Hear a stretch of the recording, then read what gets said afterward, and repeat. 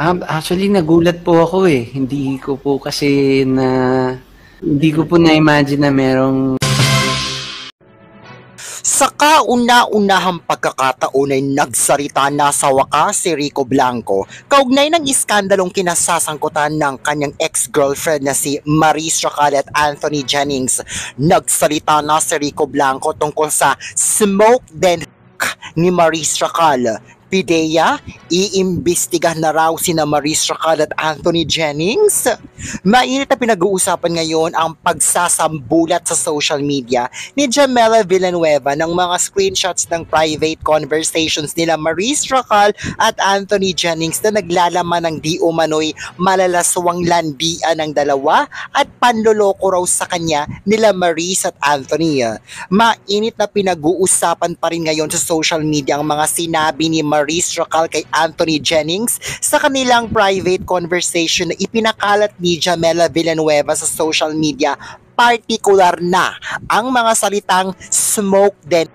Mababasa kasi dito ang mga salita mula kay Maris Racal na smoke then yes, yes please, padala mo please. Sa uli ko bukas, really wanna smoke tonight?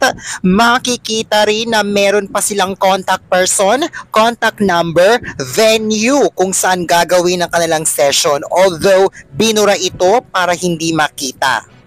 Nababahala ang mga netizens tungkol dito kaya naman may mga ilang netizens ang kumalampag sa PIDEA sa pamamagitan ng social media para paimbestigahan sina Maris Racal at Anthony Jennings tungkol sa smoke then na pahayag nito. Dapat raw ay imbestigahan ng PIDEA sina Maris Racal at Anthony Jennings dahil parang may kaduda-duda raw dito, considering the fact na talamak raw ngayon ang pagkalat ng mga ipinagbabawal na droga sa showbiz at may ilang mga showbiz personality ang napapabalitang gumagamit nito.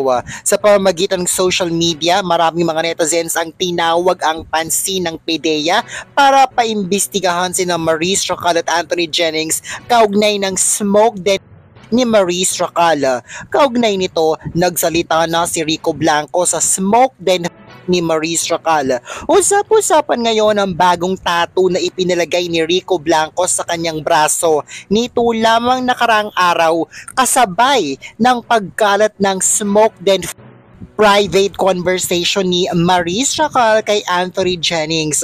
Makikita sa bagong tattoo ni Rico Blanco ang salitang no smoking na gawa ng Atma Tattoo Studio. Ibinahagi ito ng Atma Tattoo Studio sa kanilang Facebook page.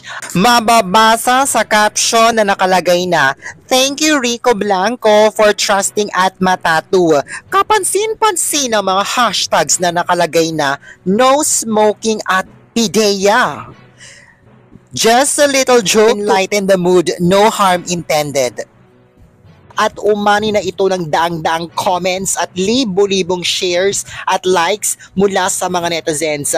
Pinaniniwalaan kasi ng mga netizens ngayon na ito na raw ang pahayag ni Rico Blanco sa isyong smoke then at panluloko kay Jamela Villanueva na kinasasangkutan ngayon ng kanyang ex-girlfriend na si Maris Racal at Anthony Jennings. Narito pang ilan sa mga komento at reaksyon ng mga netizens sa bagong tattoo na ito ni Rico Blanco na no smoking.